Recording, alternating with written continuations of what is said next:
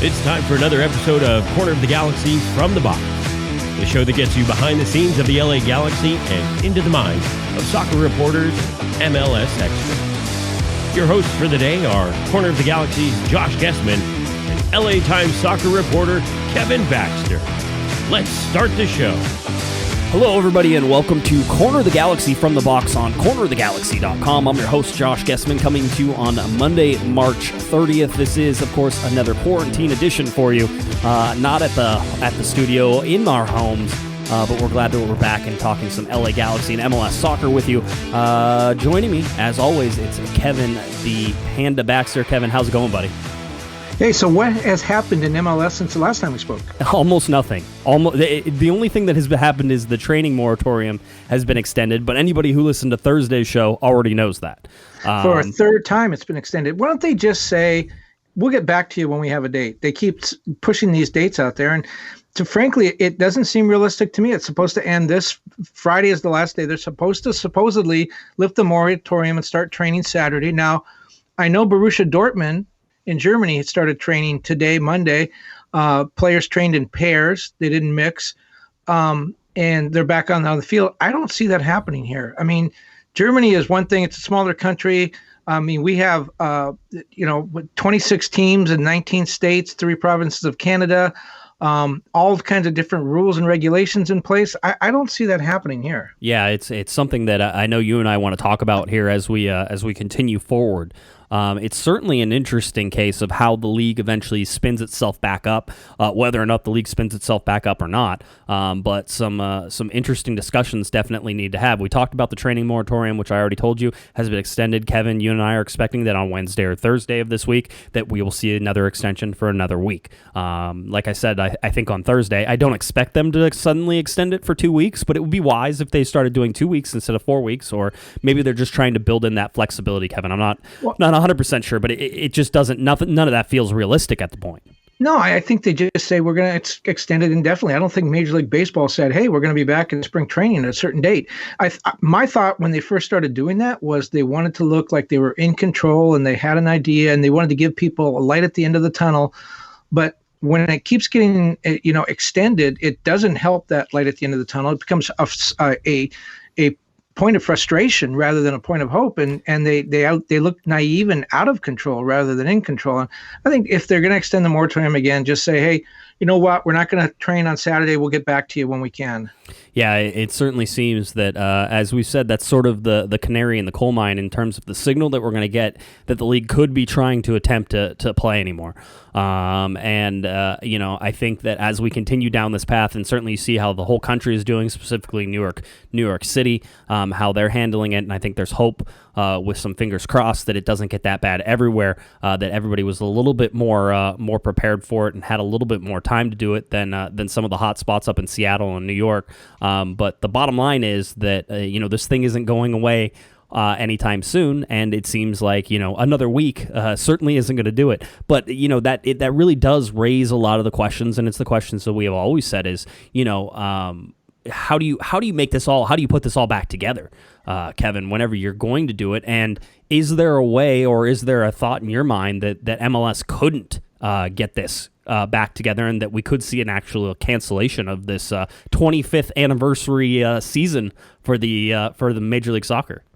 Well, I could argue that on both sides. First of all, it's, believe it or not, it's hard to imagine, but the postponement of the season went into effect on March 12th. So it's only been, as we're recording today, it hasn't even been 3 weeks. I know it seems like it's been forever, but it's really only been 3 weeks. So the good part of that is that means we haven't lost a ton of the season. The bad part is, look how much has happened in 3 weeks. I mean, it's spread to every state. We now lead the world in coronavirus infections. So a lot has happened in 3 weeks, but we haven't lost that much of the schedule. So there's good news, bad news. If it gets under control quickly, but again, remember, we're talking about 26 teams in 19 states. A lot of different regulations and rules for those states go into effect. So it's possible. I know Daryl Ease, the president of Atlanta United, said today in a conference call that the league plans on playing a full 34-game schedule. Don Garber, the commissioner, said that. They're looking at the possibility of playing in empty stadiums if they have to get things started. They would extend the playoffs. They would have a full playoff, but they would extend it through probably the end of December or mid-December. So it's interesting. This season started February 29th. It's the earliest start in MLS history. If they play the MLS Cup final after December 10th, which seems likely, that would be the latest MLS Cup. So you'd have the earliest start and the latest finish. But one thing you and I were talking about before we came on is a really interesting scenario, kind of the poison pill scenario when you think about it. If the season were to get started, and let's say the Galaxy plays Seattle in their first game, and then the Galaxy plays 2 other games over the next 2 weeks, which is totally possible. 3 games in 2 weeks. I think with an accelerated schedule, they would have to do that. But the incubation period for coronavirus can be as long as 14 days. So let's say a player, a Galaxy player or a Seattle player in that first game tested positive 2 weeks later after they played those 3 games. Then the teams that they played during those 3 games, they all went and played their 3 games elsewhere. You would have a situation where one infected player, if he tested positive after 14 days, could potentially have infected the entire league. You would have to shut the league down again. Everyone would have to go back into quarantine for at least 2 more weeks to see if anyone else gets infected. That's something I hope the league's thinking about, because if they start this thing too soon, we could be shutting down, every 2 weeks. Yeah, and it was something, if you look, even the English Premier League has sort of been paying attention to. They had talked about putting all the teams in sort of World Cup-style domiciles, basically at like 1 or 2 hotels, piling them into every hotel there and playing all the games basically until they finish out the season. That's an interesting sort of thing there if you're looking at that for possibly, MLS looking at that, which is move all the teams to one place, have a couple fields within that area, and then you just play as many games as you possibly can. You bus the guys in and out of hotels, which are basically quarantine zones, and you bus them into the stadiums and out of the stadiums. They don't come in contact with anybody, and that's one of the ways behind closed doors that you could play games. It seems like it would be very difficult to do, and we've also talked about the economics of this before, is that with Major League Soccer specifically, that teams are dependent on the gate, the amount of people who are coming in. But right now, I'm sure that any money coming in via television rights and anything else that's going on is better than zero money and all money going out, because as far as I'm concerned right now, and I don't know, you sort of have to look at these contracts on a case-by-case basis in a lot of ways, but you'd have to look is, are the LA Galaxy going to end up paying Chicharito $6-point-something million this year if he doesn't play a game? Do they have to pay the entire salary of everybody on the roster? Are they going to go out and they're going to purchase Christian Pavone for $12 or $20 million? Any of those numbers and somewhere in between. If there's still no soccer being played. These are the big questions that are sort of around everything. Now, I've asked whether or not players are still getting paid, and I was told that it seems that everybody's still getting paid at this point. You haven't heard any players complain that they're not getting paid, Kevin. So, are owners out there on the hook for the entire wage for the entire team in 2020, and if there's never any game being played? And some of these teams, especially teams like that are just starting, somebody like Nashville, somebody like Miami, understanding they were already probably going to lose money in the very near term whenever you're putting together and starting a Major League Soccer team. But, how much more money are they losing when there's zero coming in whenever they expected that they certainly were going to have some coming in? Well, your idea of having everyone go to one site and play all the games there just one after the other, would be unsatisfying in a lot of ways. First of all, it'd be unsatisfying for the players because they wouldn't have the support of the fans. And you talk to players now, I think most of the players, or just every player I've ever spoken to, talks about the fans and the support they get from the fans. I think they will be even more appreciative of that now that they've sort of been away from the fans. If they had to play games in empty stadiums, I think they'd be really disappointed. And we've heard athletes in a lot of sports. Bob Bradley talked about it. LeBron James talked about it, not wanting to play in empty arenas, how they feed off the fans. So it would be unsatisfying to the players. It would be unsatisfying to the fans, certainly. But you're right. The income is a big part of it. And MLS teams do get a lot of money from the gate. I think you look at the NBA, they're probably not as dependent on it because of their TV deals. MLS has the worst TV deal of any of the major networks in U.S. and Canadian professional sports. So they do need that gate. But as you said, no money coming in right now. If they play a game, they get the TV revenue, they get the sponsor revenue. And I think that's why you keep hearing people talk about the possibility of playing in an empty stadium. It's not their first choice. It's not what they want to do, but at least they can recoup some of that TV money and some of that sponsorship money. And then they don't get into a situation with the players where they're trying to decide who gets paid what because no games have been played. They want to try to salvage some of the season, and this, don't kid yourself. Money's involved in this. Money will help determine the ultimate decision, but the TV money and the sponsorship money is out there. They can get that. They may not be able to get the gate, but they're talking right now about crowds of 50 people, I think is what the CDC said. So if you have two teams, that's 36 people, a couple coaches.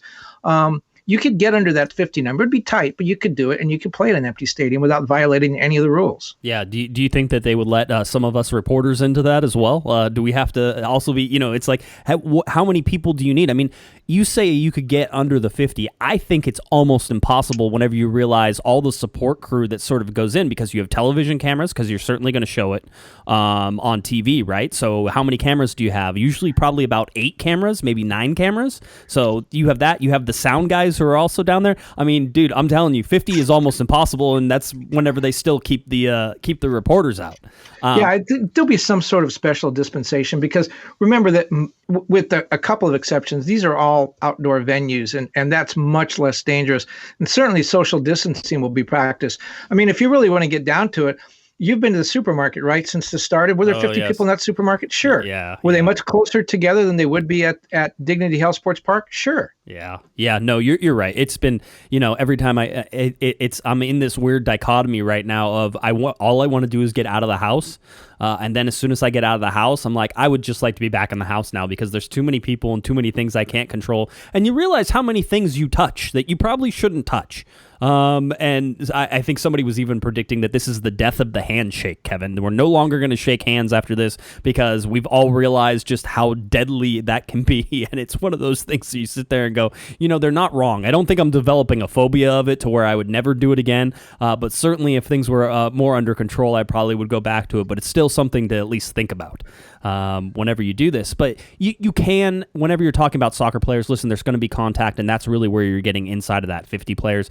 The camera guys, for the most part, can stay, 6 feet. It's usually wise to have cameras more than 6 feet apart from each other, unless you're covering a ping pong match. So that's a good idea as well. There's ways to do it. It's just really hard. If you're trying to say that the MLS could try to get back to normal, one of the things you have to have is that government lift of the gathering of 50 people, and in some cases no more than 10 people, and in some cases it's like no more than 2 people, and all those different levels across different states, governors, states, counties, cities, and how you do that, and the complexity of it, and then the hotspot issue as well, which is that, hey, LA is, let's say LA is a hotspot. Well, that means that both LA teams can't play. So can you move them somewhere else where they could go take on other people? Like, are you going to do this schedule on the fly, which is basically we have to look at it every week and then figure out where we're sending people and how we're doing it, so that way we can avoid places? Any sort of travel across the United States right now, even if it's on charters and everything else, is still a risky proposition, because you're able to transport things, you're able to transport diseases, long distances in very short amount of time. Getting on planes, the teams in MLS travel commercial. They got to go through commercial airport terminals. Well, remember that they also they instituted the whole charter flight thing before they canceled. Remember whenever we were like, oh, they're going to do charter flights, and then we're like, oh, great. And then remember whenever they canceled, they were like, oh, no, we're going to postpone everything. That's what's actually going to happen.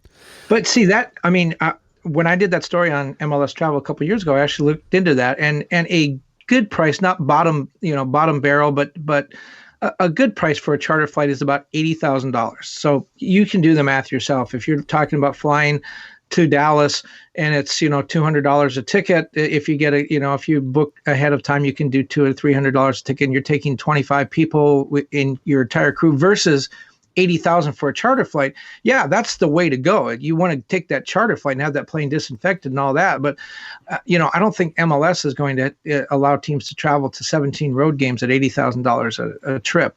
Yes, they now have new charter rules, which will take it up, I think, to 8 flights a year. by the end of the collective bargaining agreement. But that's still barely half, not even half the games. And you're talking about 17 times 80,000 for each team, 26 times. I don't think MLS is ready to write that check just yet. I think that's why they're all going to go. They're going to move all the teams to Wyoming. They're going to play all the games. Actually, South Dakota was the last state to have a coronavirus. I thought it was West Virginia. Wasn't West Virginia the only one that wasn't there for a while, and then they finally got one?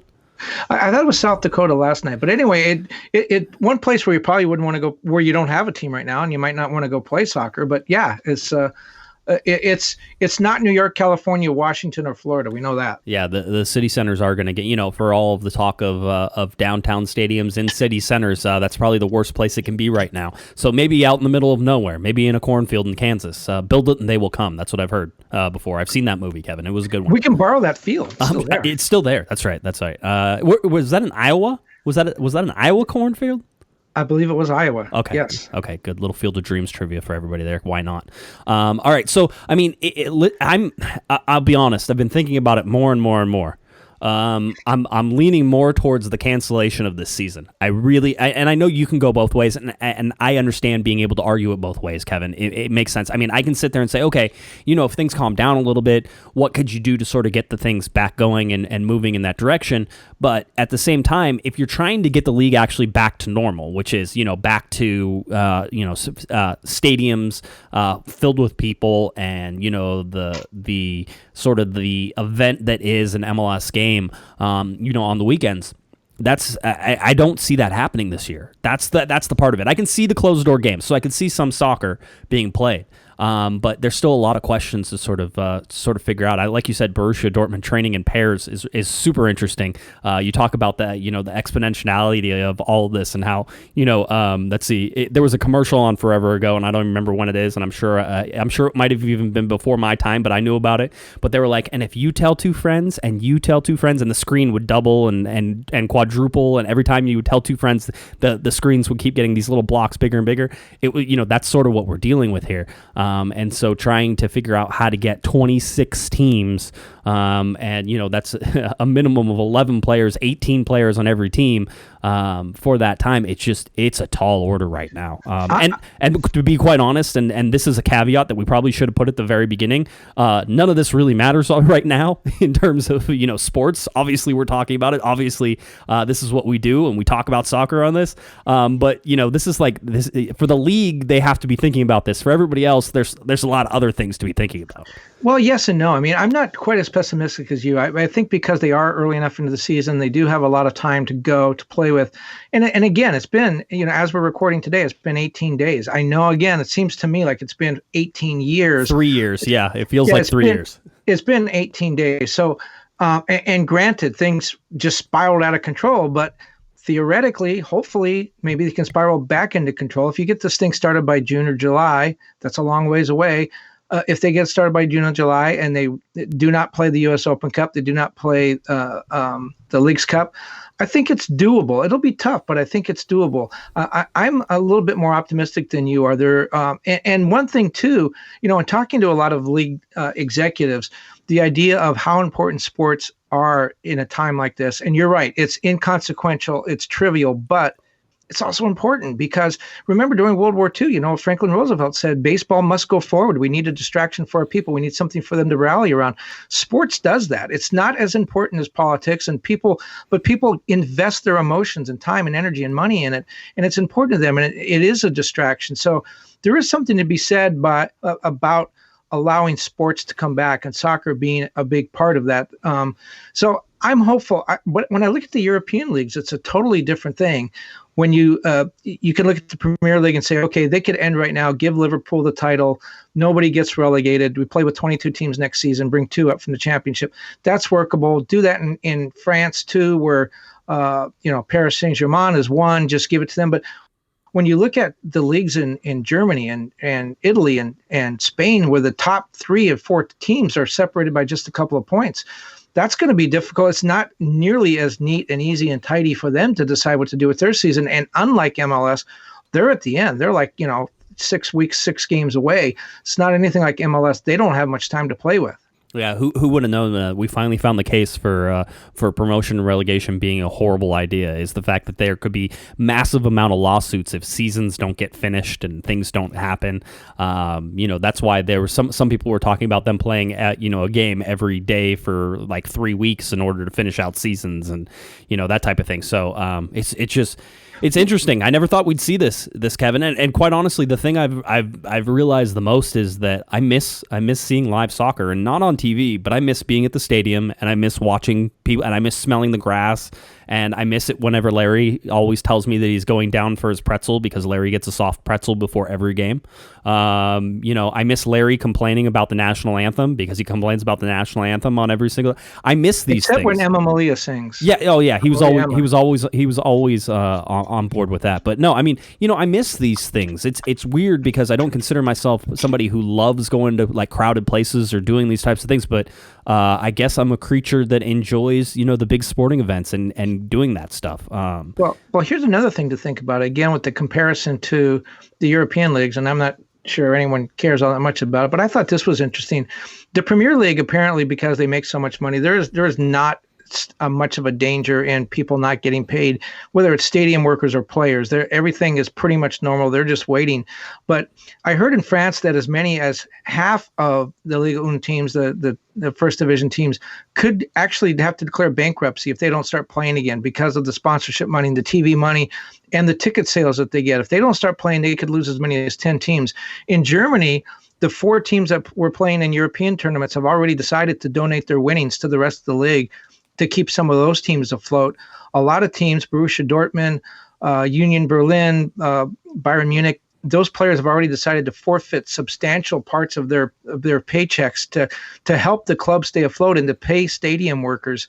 That's happening in Barcelona. Is not going to get paid. None of their players are going to get paid, or they're going to lose a substantial part of their salaries for the rest of the season. Juventus has agreed not to take any money, their players not to take any money until the end of June, to allow for the teams to stay afloat. So when you talk about what's going to happen with MLS, the salaries are nowhere near that, and the sponsorship money is nowhere near that. So we're talking about a fraction of the monies involved, but it just shows you, it's only been, again, in Europe too, it's only been 3 weeks, and we've already got 10 teams in France ready to declare bankruptcy. We've already got players having to give money back to the teams to keep them afloat. And we're talking about Barcelona and Juventus, some of the biggest clubs in the world. Yeah, it's one of those. It's akin to the airlines as well. You talk about these airlines that and having. I don't know. I'm sure people know this. I was educated in the airline business, so it's my sort of fallback whenever I look at these. But we talk about an industry that spends billions and billions of dollars, but really margins on flights are so small that the cash flow that they need to continue on a regular basis is so astronomical that whenever you suddenly cut it, even a week, 2 weeks, you start doing that where the flows are affected in the way that they are.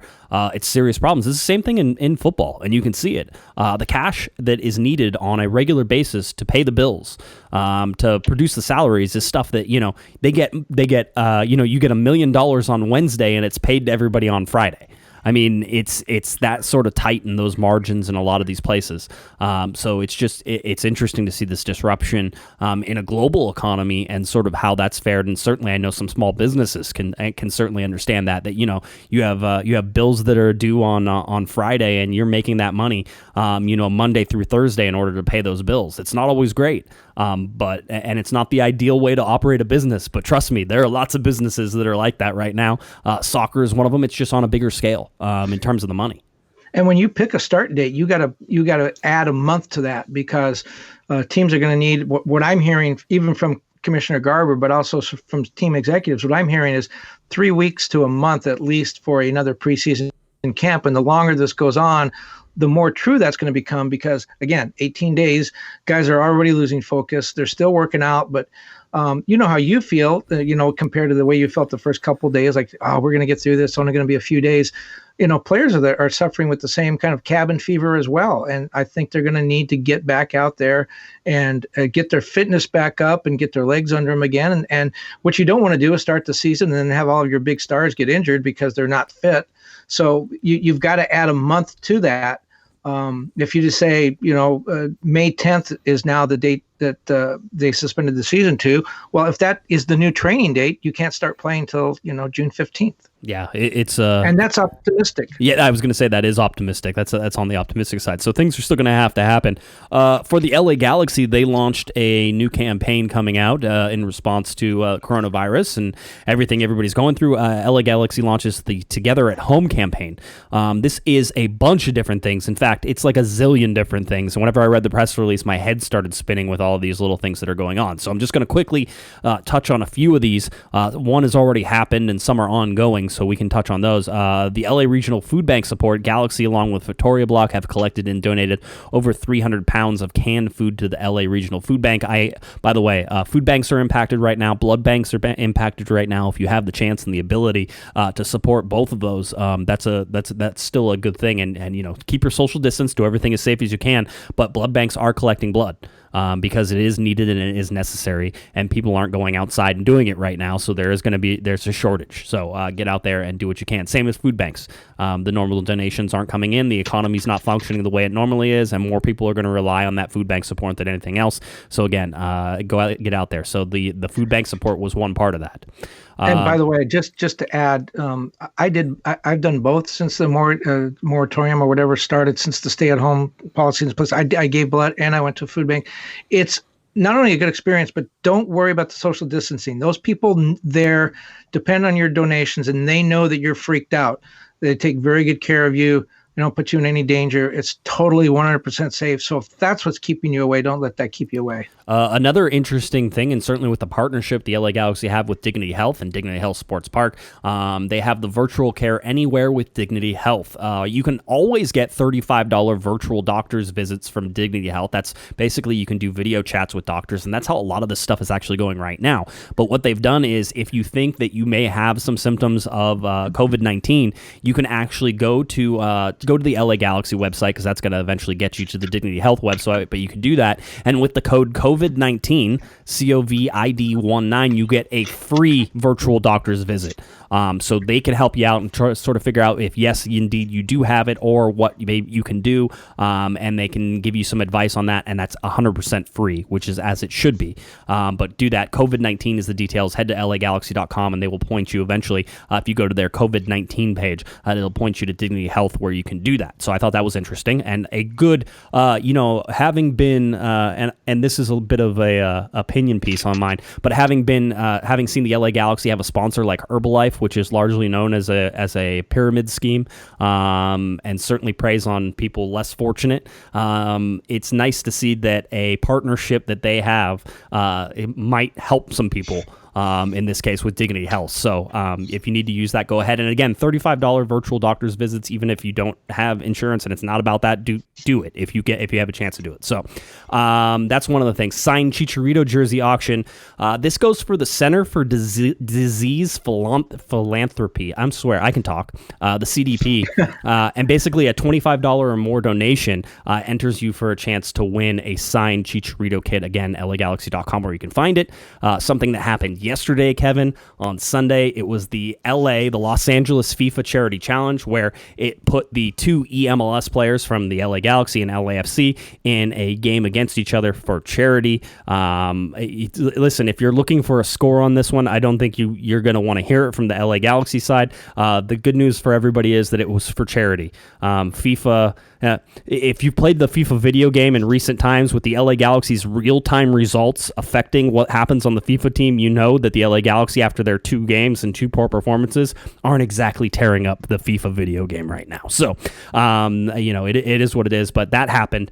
The other thing that's going to happen, which I think is really cool, because I've been seeing a lot of artists that I follow, Kevin, doing this. In fact, I was watching a concert last night for one of my favorite artists on Instagram Live, was that Murs, the Los Angeles rap icon and LA Galaxy fan, will perform a live mini concert on the LA Galaxy's Instagram page. This is to be determined time and date, so we'll let you know whenever that happens. But that's great, and everybody knows that Murs has been on everything with the LA Galaxy in the last probably 12 months. And so he's great, and so he's going to put on a free concert for that.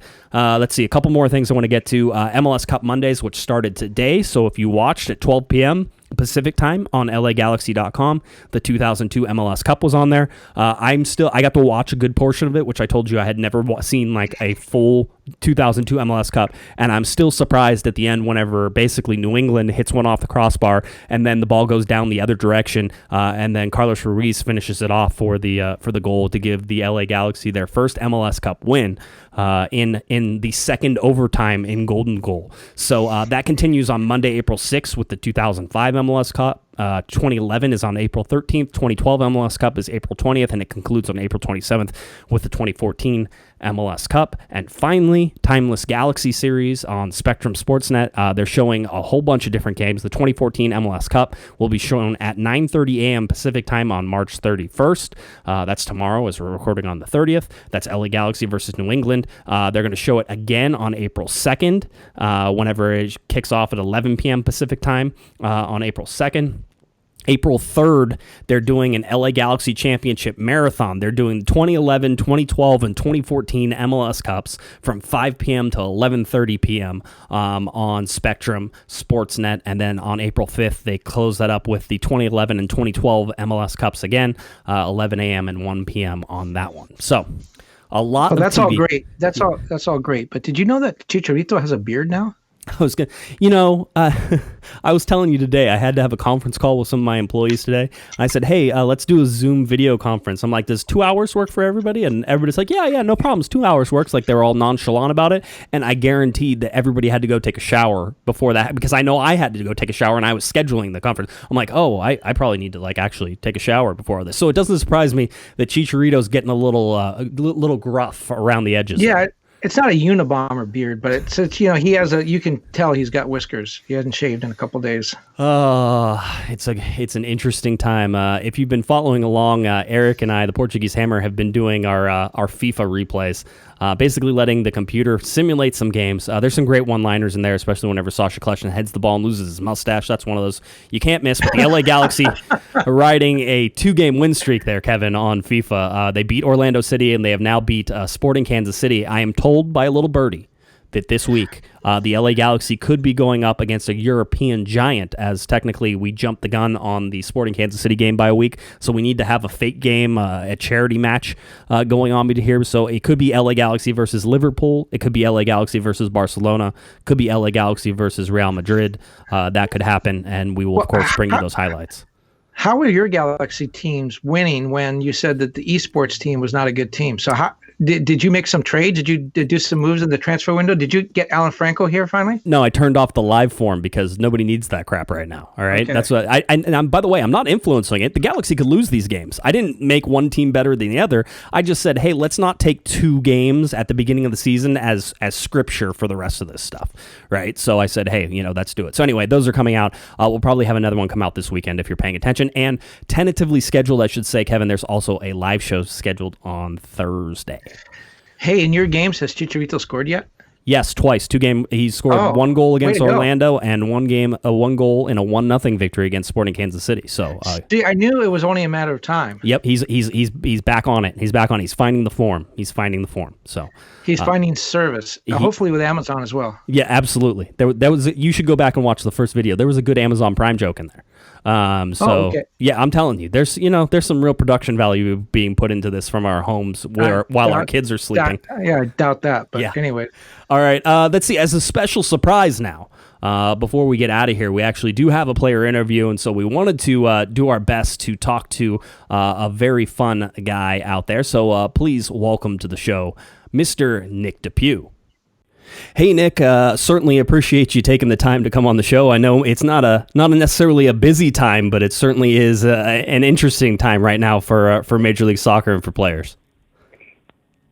Yeah, no problem. Thanks for having me. Definitely is a slow time right now, but glad I can come on here and submit questions. Yeah, it's interesting. So you come into this preseason certainly with an eye on making this senior team.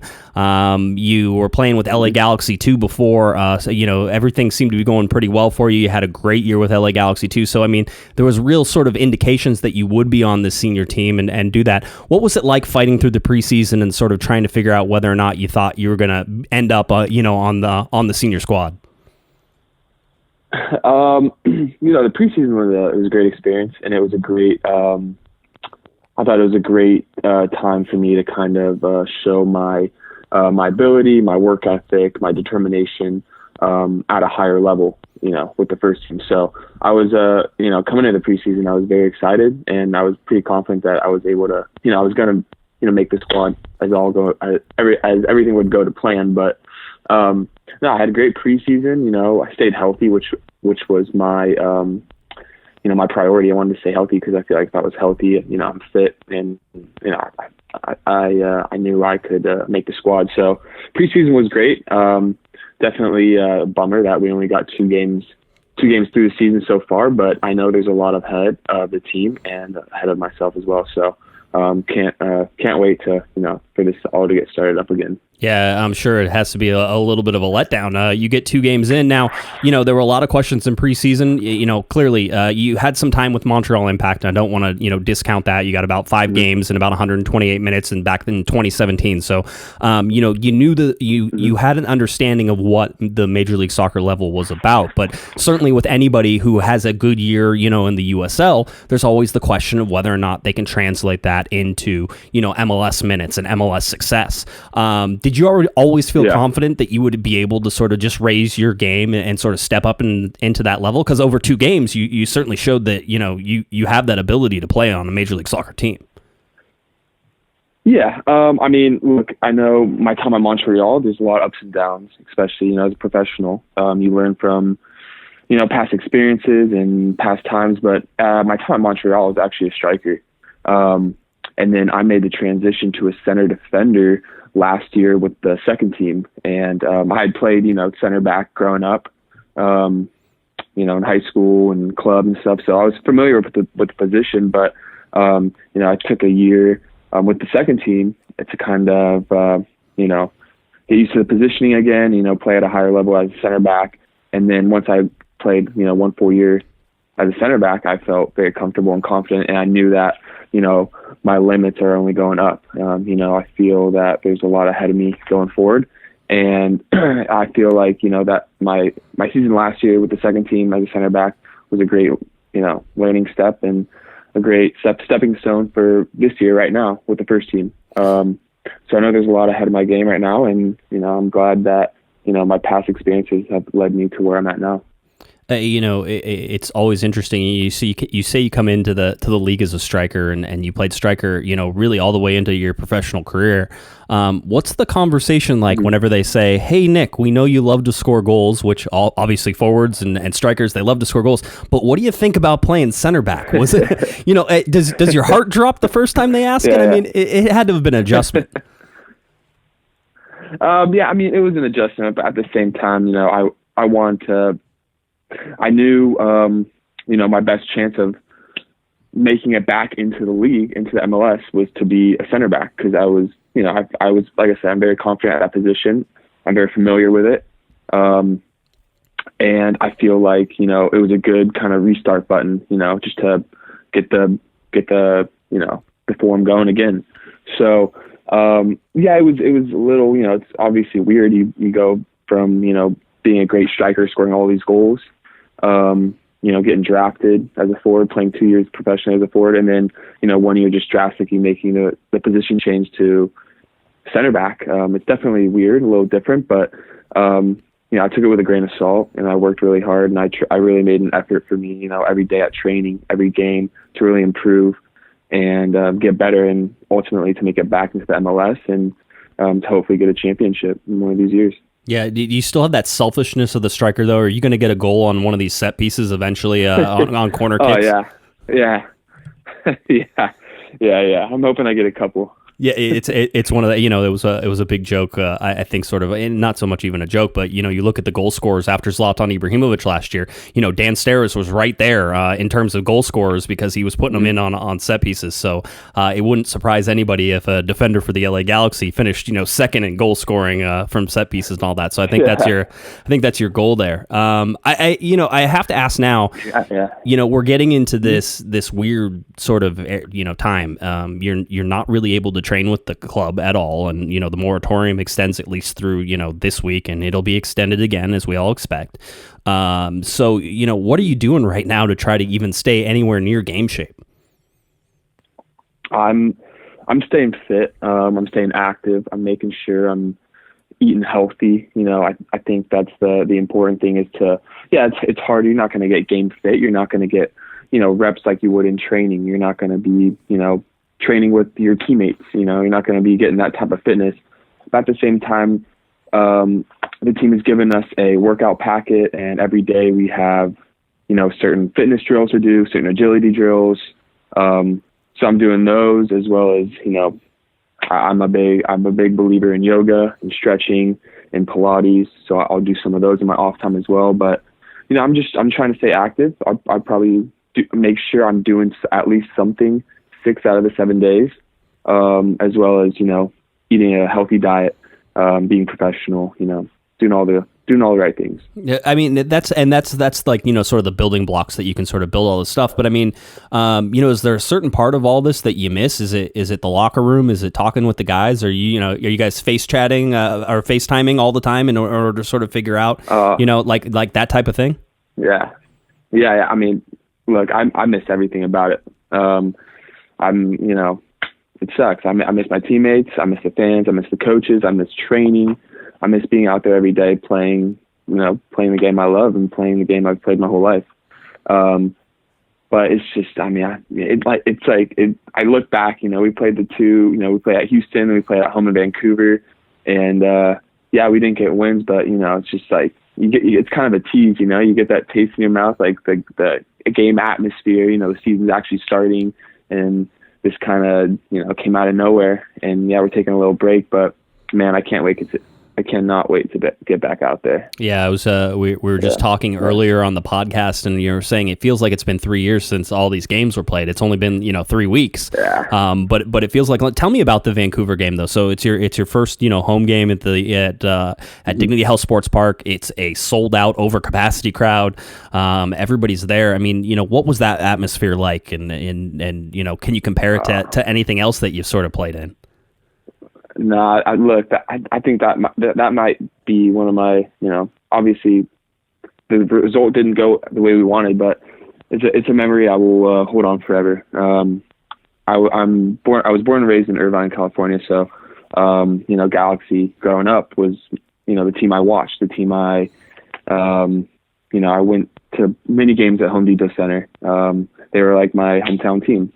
So to finally make it at, the highest level you could in the States at my hometown team, starting at the home opener, it was something I'll never forget. Yeah, it's interesting. You sort of put it into that thing, that context, because looking at it, you're 25 years old, so still relatively young whenever it comes to playing in Major League Soccer, and still have hopefully, and fingers crossed, a long career ahead of you. You also have a guy like Sasha Kleshin, who grew up in Huntington Beach, who has that same feeling about the LA Galaxy, sort of being that hometown team and wanted to play for the. It's interesting how it sort of all it means a little bit more whenever it's the team that you grew up watching, isn't it? Yeah, definitely.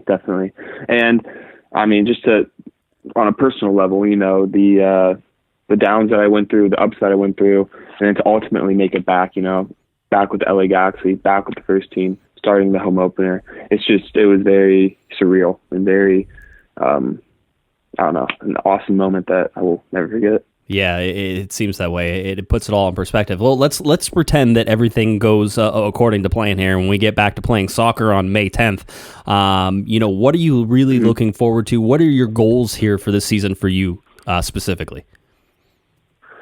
I want to win. That's my ultimate goal.